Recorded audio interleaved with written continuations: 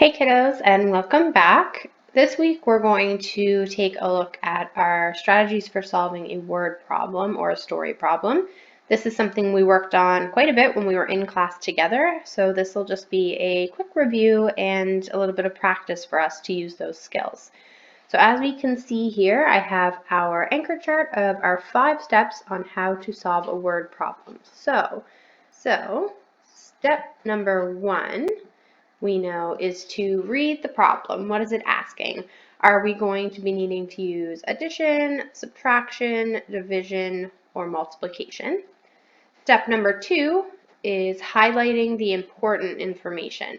Sometimes word problems have lots of information that we don't need, and this step is really important because it's going to go through and show you what you should be paying attention to, and also lets you kind of cut out the parts that you don't really need. Step 3 is to write down the equation so that we know what we're trying to solve. Step 4 is to do the math and solve your equation. And then step 5, you're going to write a sentence that answers the question that's in the problem. So I'm going to show you how I'm going to go through all 5 of these steps in an example word problem here. So here's my example word problem, and you can see that I have a little chart down here to help me track my steps. So first step, number 1, is to read the question and figure out what operation I am supposed to be doing. So let's give this question a read and see if we can figure that out. So, Jill and her 10 friends were having a competition. It was a very sunny day in June, and the group of 8-year-olds were finding it very hot being outside.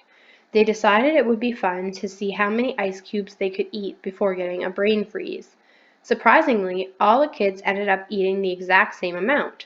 When Jill's mom got home, she found Jill on the couch with a bad headache. When she asked her what happened, Jill told her she had eaten 9 ice cubes.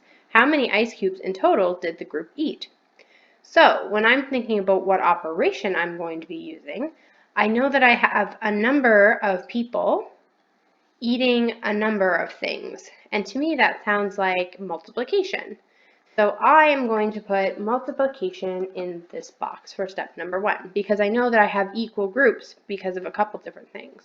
First of all, in this sentence, it says that all the kids ate the exact same amount, which sounds to me like equal groups of things. So that means it's multiplication. Step 2 is to highlight the important information. So to do that, I'm going to go up to the top here, click my highlighter color, and pick a color. I'm going to do it in green. So this time I'm going to look for just the important information, and because I know it's multiplication, I'm looking for the number of groups and the number of things in the group. So right off the bat, I know that it says here that Jill and her 10 friends were having a competition. So we'll highlight that part. And I know that it doesn't really matter that it was sunny or what month it was or how old the group of kids were. None of that really matters to me right now.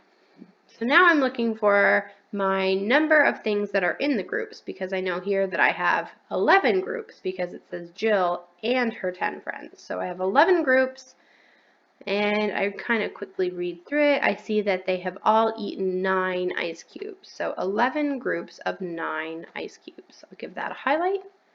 So now I've finished step number 2 because I've highlighted the 2 important things.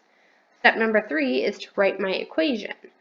So I know that I've got 11 groups with 9 things in them, and that is written 11 times 9. So there's step number 3. Step number 4, I need to solve this equation. For me to solve this, I know that 10 groups of 9 would make 90, and just adding one more group of 9 would give me 99. Now I need to write my sentence. So the question was asking me how many ice cubes in total did the group eat? So my sentence needs to tell me the answer to that question. So I could say the group of kids ate 99 ice cubes.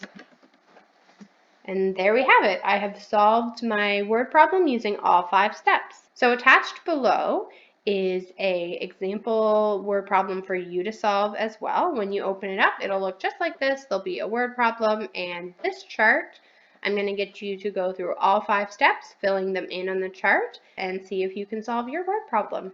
Have a great day. We'll see you next time. Bye.